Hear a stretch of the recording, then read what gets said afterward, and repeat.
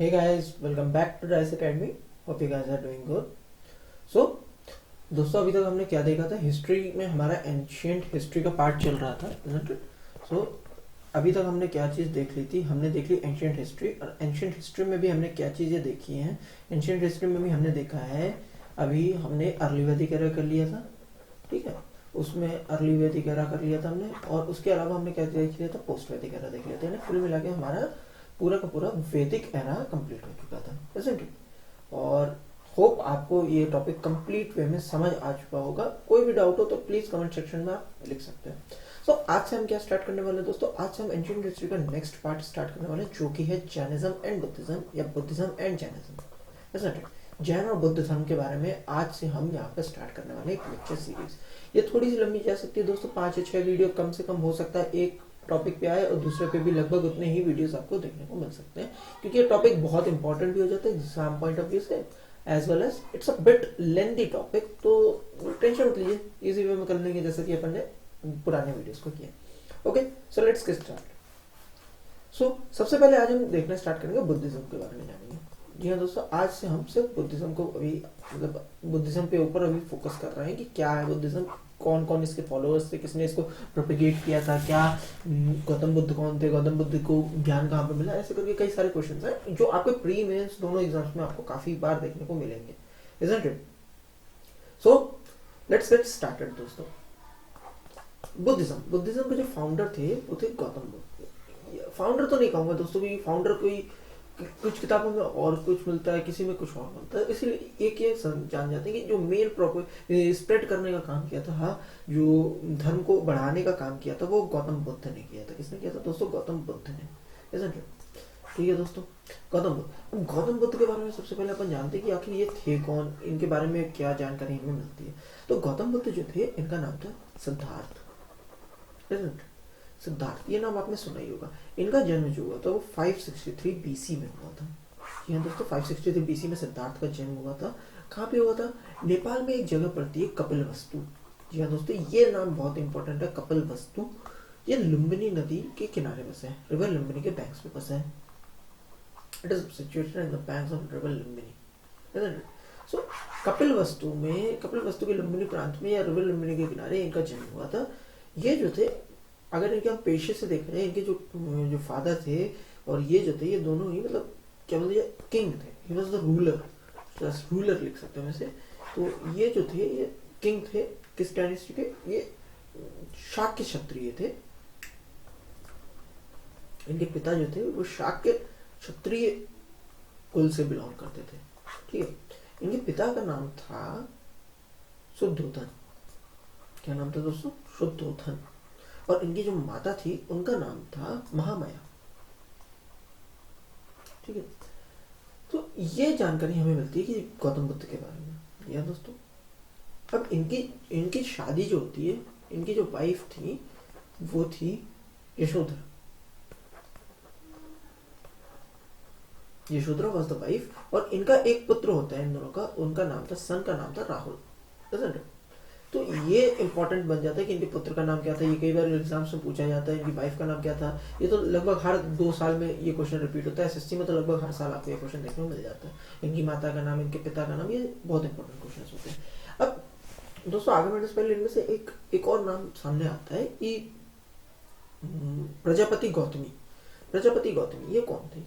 प्रजापति गौतमी जो थी, वो देखा जाए तो ये जो महिला थी, ये गौतम बुद्ध की मौसी थी। कौन थी? मौसी थी। ये इंपॉर्टेंट नहीं है कि मौसी थी, इंपॉर्टेंट ये है कि ये गौतम बुद्ध की एक क्या बोलते हैं उसको, एक फॉलोअर थी, शिष्या थी ये उनकी, है ना, प्यूपिल कह सकते हैं वैसे। She was the प्यूपिल of Gautam Buddha, isn't it? चलिए, अब सिद्धार्थ के बारे में अगर जब अपन जानते हैं, तो सिद्धार्थ के बारे में अब ये बात होती है कि सिद्धार्थ जो थे, यानी कि गौतम बुद्ध जो थे, वो बुद्धिज्म को अडॉप्ट कर चुके थे। अब वो उन्होंने क्या किया था? उन्होंने सारी चीजों को त्याग करके वह अपने संसार को, मतलब ये गृहस्थ जीवन को त्याग करके वो जंगल की ओर वानप्रस्थ पे वो निकल चुके थे, वानप्रस्थ पे निकल चुके थे, है ना। तो वो जब निकलते तो उनके बाद उन्होंने बुद्धिज्म को काफी ज्यादा समझा, और उन्होंने काफी इसको फॉलो करने की कोशिश की। पर एक ऐसा इंसिडेंट होता है जब इनको ज्ञान की प्राप्ति होती है। अभी तक ये सिर्फ बुद्ध कहला रहे, अभी तक सिर्फ ये गौतम कहलाते थे, लेकिन अब इसके बाद ये बुद्ध कहलाएंगे, गौतम बुद्ध। तो ये गौतम बुद्ध का मतलब होता है कि बुद्धिजीवी, एक तरीके से मतलब one who has a great knowledge, जिसके पास काफी ज्यादा नॉलेज हो, उसे हम क्या बोलते हैं, बुद्ध बोल देते हैं यहाँ पे, है ना। तो इनको एनलाइटमेंट बोला जाता है कि इनको ज्ञान की प्राप्ति कब हुई, एनलाइटमेंट कब मिला इनको एनलाइटमेंट मिला था बोध गया में। जी हाँ दोस्तों, कहाँ मिला था, बोध गया में मिला था। ये एक पेड़ के नीचे बैठ के ध्यान कर रहे थे, पीपल के पेड़ के नीचे ध्यान कर रहे थे, और पीपल के पेड़ के नीचे जब ये ध्यान कर रहे थे, इसीलिए इनको ज्ञान प्राप्ति हुई थी। और इस पीपल के पेड़ को आज की डेट में बोध ट्री या बोध का पेड़ कहा जाता है, बोध ट्री कहा जाता है। ये काफी ज्यादा इंपॉर्टेंट फैक्ट है, क्योंकि अभी हमारे जो प्रधानमंत्री हैं, प्रधानमंत्री मोदी जी, उन्होंने कई सारे शुभ कार्यक्रमों में बोध ट्री नाम का ही, मतलब बोध के वृक्ष को ही वृक्षारोपित किया है। तो ये काफी इंपॉर्टेंट हो जाता है कि आखिर बोध ट्री किसका नाम है, तो वो कोई और पेड़ नहीं, पीपल का पेड़ है। इनको ज्ञान की प्राप्ति होती है दोस्तों जब उनकी उम्र होती है 35 साल। जी हाँ दोस्तों, 35 साल की उम्र में इनको ज्ञान की प्राप्ति हो जाती है, बोध ट्री के नीचे होती है। और इस पूरे फेनोमेना को, इसको जो भी ज्ञान की प्राप्ति होती है, इसको इन्होंने नाम दिया निर्वाणा, निर्वाणा यानी कि ज्ञान की प्राप्ति होना। ठीक है, अब जब गौतम बुद्ध को ज्ञान की प्राप्ति होगी तो इन्होंने अपना ज्ञान को विस्तार करना चालू किया, अपने ज्ञान को बांटना चालू किया। तो इन्होंने अपनी फर्स्ट प्रीचिंग यानी पहली बार इन्होंने जो भी अपनी धर्म बातें, धार्मिक बातें या जो भी संदेश उपदेश जो भी था, उन्होंने कहाँ दिया था, ये उन्होंने दिया था सारनाथ में दोस्तों। तो फर्स्ट प्रीचिंग कहाँ पे दी थी, सारनाथ में दी थी। किसको दी थी, 5 लोगों को दी थी। कितने लोग को दी थी दोस्तों, 5 लोगों को दी थी। तो 5 लोगों को सारनाथ में इन्होंने पहली बार अपना ज्ञान शेयर किया था। और इन्होंने इसके लिए बुद्ध संघ नाम का एक क्या बोलते उसको ग्रुप एस्टैब्लिश किया था, जिसमें जितने भी बुद्ध धर्म से संबंधित बुद्धिजीवी होते थे, उन सबका ये एक ग्रुप होता था। उनकी एक एनुअल मीटिंग होती थी, उनकी एक कुछ फिक्स समय के बाद एक मीटिंग होती थी, कॉन्फ्रेंस होती थी, जिसमें ये लोग अपने ही पूरे धर्म के बारे में और लोगों को प्रसार करते थे। जी हाँ दोस्तों, तो होप यहाँ तक आपका क्लियर होगा। अब फर्स्ट प्रीचिंग की बात जो आती है, इन्होंने इसको धर्म चक्र प्रवर्तन में इनके बारे में जरूर लिखा। तो क्या गौतम बुद्ध की किताब का भी नाम यही है, धर्म चक्र प्रवर्तन। ये उनकी एक ऐसी किताब भी है, और साथ ही साथ ये जो है, ये उनकी क्या बोलते हैं, पहली प्रीचिंग का नाम था कि धर्म चक्र प्रवर्तन इनकी वो था। ठीक है, अब यह जो थी, इन्होंने पहली बार जब इन्होंने उपदेश दिया था, वह किस भाषा में दिया था, ये मोस्ट इंपॉर्टेंट पॉइंट हो जाता है दोस्तों, इन्होंने पाली भाषा में दिया था, that is in Pali language. Hope यहाँ तक आप सभी को ये सारी बातें क्लियर होंगी। अब अगर अपन देखें कि गौतम बुद्ध ने कई बार फिर अपने जीवन में मतलब कई बार इन्होंने उपदेश दिए, लेकिन सबसे मोस्ट इंपॉर्टेंट उपदेश हो जाता है कि इन्हें सबसे ज्यादा उपदेश किस जगह पे दिए थे। सो मैक्सिमम प्रीचिंग्स कहाँ पे दी थी इन्होंने, यहाँ दोस्तों मैक्सिमम प्रीचिंग्स कहाँ पे दी थी, तो मैक्सिमम प्रीचिंग्स इन्होंने दी थी सारस्वती में। कहाँ पे दी थी, शाश्वती में दी थी। जी हाँ दोस्तों, शाश्वती में दी थी। और शाश्वती जो है, ये उस टाइम पे कौशल प्रदेश की कैपिटल होती थी। So it was the capital, that was capital of Kaushal Pradesh. क्या थी, कौशल प्रदेश की राजधानी हुआ करती थी दोस्तों। होप यहाँ तक आपको सारी बातें क्लियर होंगी। ठीक है, अब इनके जो भी शिष्य थे, उनमें से मेन जो नाम आते हैं, उसमें एक आते हैं उपाली, दूसरे आते हैं आनंद जो थे इनके प्रिय थे, सबसे ज्यादा फेवरेट थे। तीसरे जो आते हैं, जो थर्ड नंबर पे आते हैं, वह जो अभी मैंने आपको बताया था, उनकी मौसी थी। क्या नाम था उनकी मौसी का, यहाँ दोस्तों बताइए। जी हाँ, सही बात है, प्रजापति गौतमी। जी हाँ दोस्तों, प्रजापति गौतमी इनकी शिष्या थी, और ये उनकी वन ऑफ द पीपल मानी जाती है। ठीक है, अब आखिरी बार इन्होंने उपदेश कहाँ पे दिया था, इन्होंने लास्ट प्रीचिंग अपनी जो दी थी, last preaching it was given at Kushinagar. और यहीं पे इन्होंने जब अंतिम अपनी प्रीचिंग दी थी, उसके बाद कुशीनगर में ही इनका क्या हो जाता है, इनकी मृत्यु हो जाती है, ये अपना शरीर त्याग कर चुके होते हैं। और उस प्रक्रिया को इन बुद्ध धर्म में क्या बोला जाता है, महानिर्वाण, isn't it? महापरिनिर्वाण कहा जाता है दोस्तों। इसको क्या कहा जाता है, महापरिनिर्वाण। अभी अपन ने देखा था कि निर्वाण जो होता है, निर्वाण जो होता है ये एनलाइटमेंट का स्टेज कहलाते हैं। क्या कहलाता है, एनलाइटमेंट, ज्ञान प्राप्ति होना, यानी कि निर्वाण होना। लेकिन अगर महापरिनिर्वाण लिखा है तो इसका मतलब होता है कि आपका ईश्वर के साथ कनेक्शन हो जाना, आपको ईश्वर की प्राप्ति हो जाना। और गौतम बुद्ध के अकॉर्डिंग दोस्तों, गौतम बुद्ध ने ये कहा था कि जो निर्वाण है वो जीते जी मिल सकता है, परंतु जो महानिर्वाण है वो या महापरिनिर्वाण है वो सिर्फ और सिर्फ मृत्यु के बाद ही मिलता है। तो होप यहाँ तक आपको सारी बातें क्लियर होंगी। अब आता है दोस्तों कि गौतम बुद्ध ने नोबल ट्रुथ दिए थे। नोबल ट्रुथ की अगर अपन बात करें कि कुछ 4 नोबल ट्रुथ थे एज पर गौतम बुद्ध, तो अपन इन चारों को लिख लेते हैं क्योंकि ये पेपर में काफी ज्यादा इंपॉर्टेंट है, प्री और मेंस दोनों में, क्योंकि मेंस में सीधा पूछ लेता है what were the 4 noble truths given by Gautam Buddha. जी हाँ दोस्तों, पहला है दुख। जी हाँ दोस्तों, दुख यानी कि सौरो, यानी कि सौरो, ठीक है। फिर दुख समुदाया, सेकंड जो थी इनकी दुख समुदाया, यानी कि डिजायर, isn't it? तीसरे नंबर पे आता है दुख निरोध,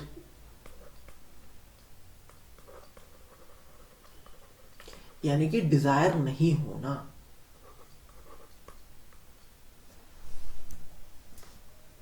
दुख निरोध यानी कि डिजायर नहीं होना चाहिए, ठीक है। और चौथा जो इन्होंने दिया था दुख निरोध दमिनी प्रतिपदा, इसी को उन्होंने क्या बोला था, निर्वाण बोला था, यानी कि एनलाइटमेंट बोला था। क्या नाम था इसका, दुख निरोध दामिनी प्रतिपदा।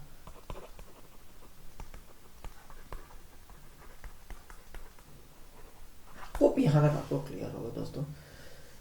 ओके, सो अभी तक अपन ने क्या देख लिया, एक छोटा सा समराइज कर लेते हैं। हमने देखा गौतम बुद्ध के बारे में, जाना कि गौतम बुद्ध कौन थे, उनका नाम क्या था, उनके पिता का नाम क्या था, उनके माता का नाम क्या था, उनके वाइफ का नाम क्या था, उनके सन का नाम क्या था, उनकी मौसी का नाम क्या था, इनके बारे में अपन ने देखा। इनका जन्म कब हुआ था, 563 BC में हुआ था, यानी कि ईसा पूर्व में हुआ था। उसके बाद हमने ये देखा था कि इनको एनलाइटमेंट कहाँ पे मिला था, बोधि ट्री के नीचे मिला था। बोधि ट्री यानी कि पीपल का पेड़ होता है, पीपल के पेड़ के नीचे इनको ज्ञान की प्राप्ति हुई थी। इसके बाद से ही ये गौतम जो थे ये बुद्ध कहलाने लगे थे। जैसे एक बात इसमें ये ध्यान रखने की होती है कि जो गौतम थे, गौतम बुद्ध थे, उसमें गौतम का मतलब क्या था, गौतम क्या था एक्चुअली में, तो गौतम वाज गोत्र। जी हाँ दोस्तों, गोत्र थे किसके, हमारे गौतम बुद्ध जी के। होप यहाँ तक आपको क्लियर होगा दोस्तों। तो चलिए आगे बढ़ते हैं। सो अब इन्होंने क्या कहा था, इनके अकॉर्डिंग त्रिरत्न थे। तो त्रिरत्न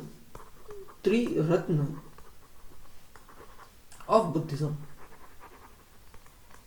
बुद्धिज्म के 3 रत्न कौन कौन से थे। एक था Buddha, first is Buddha, second is Dhamma and third one is संघ। अब संघ जो है वो होता है ग्रुप, यानी कि एक कुटुंब कह सकते हैं आप इसे, मतलब एक ग्रुप होना चाहिए, एक बुद्धिजीवियों का संघ होना कहला जाता है। जी हाँ दोस्तों। फिर उसके बाद हमारा जो वो था धर्म, इसका मतलब होता है धर्म। पाली भाषा का ये शब्द है धम्म, जिसका मतलब होता है धर्म।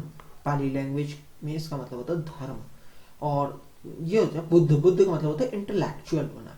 सो ये क्वेश्चन भी कई बार पूछा है कि त्रिरत्नों के बारे में बताइए। तो त्रिरत्न क्या थे बुद्धिज्म के, पहला होता है इंटेलेक्चुअल होना यानी कि बुद्ध होना, दूसरा होता है धम्म यानी कि होता है धर्म के प्रति होना, और तीसरा होता है संघ यानी कि ग्रुप होना। होप यहाँ तक आपको सारी बातें क्लियर होगी। अब इसके बाद दोस्तों जो गौतम बुद्ध थे, इन्होंने निर्वाण के लिए यानी कि एनलाइटमेंट के लिए, निर्वाण के लिए इन्होंने 8 फोल्डेड पाथ के बारे में बताया। 8 फोल्ड पाथ के बारे में इन्होंने बताया। ये इन्होंने क्या बोला, अष्टांगिक मार्ग के बारे में बताया। इसके बारे में, इसी को हम बोल देते हैं अष्टांगिक मार्ग। होप यहाँ तक आपको क्लियर होगा। तो इसमें क्या होगा, 8 होंगे, 8 मार्ग होंगे। पहले नंबर पे होता है राइट ऑब्जर्वेशन, यानी कि आपका जो ऑब्जर्वेशन होना चाहिए, आपका जो दृष्टिकोण होना चाहिए वो एकदम सही और सटीक होना चाहिए। जी हाँ दोस्तों। फिर सेकंड नंबर पे होता है राइट डिटर्मिनेशन, यानी कि आपका जो संकल्प है, राइट डिटर्मिनेशन, वो सही होना चाहिए, कुछ भी उसमें गलत नहीं होना चाहिए, उसमें कभी भी आपको संदेह नहीं होना चाहिए, तभी आपको ज्ञान की प्राप्ति होगी दोस्तों। राइट स्पीच, यानी कि आप सही बोले, सत्य बोले, सही बोले, कुछ भी गलत ना बोले। फिर राइट कंडक्ट या एक्शन, राइट कंडक्ट यानी कि आपने जो भी कृत्य किया है, आपने जो भी काम किए हैं वो भी सही होने चाहिए उस एम को अचीव करने के लिए। फिर राइट लाइवलीहुड, यानी आपकी जो दिनचर्या है, आपकी जो जीवनी है जिससे आप चल रहे हैं, वह सब भी सही होना चाहिए। इसका मतलब ये नहीं होता कि आप कुछ भी करप्शन करें, इसका मतलब ये है कि आप सही एक सत्य मार्ग पे चले, एक क्या बोलते हैं उसे, एक सही दिशा की ओर बढ़ते चले, तो आपको ज्ञान की प्राप्ति अवश्य होगी, ऐसा गौतम बुद्ध ने कहा था। तो कितने हो गए दोस्तों? एक हो गया राइट ऑब्जर्वेशन, सही दृष्टिकोण रखना, दूसरा हो गया राइट डिटर्मिनेशन, यानी कि एकदम संकल्प सही होना चाहिए, हमारी स्पीच, हमारी बोली, हमारी भाषा सही होनी चाहिए, उसमें कभी भी कटुता नहीं होनी चाहिए। चौथे नंबर पे आता है राइट कंडक्ट, यानी कि हमें एकदम अपने कार्य को अच्छे से करना चाहिए।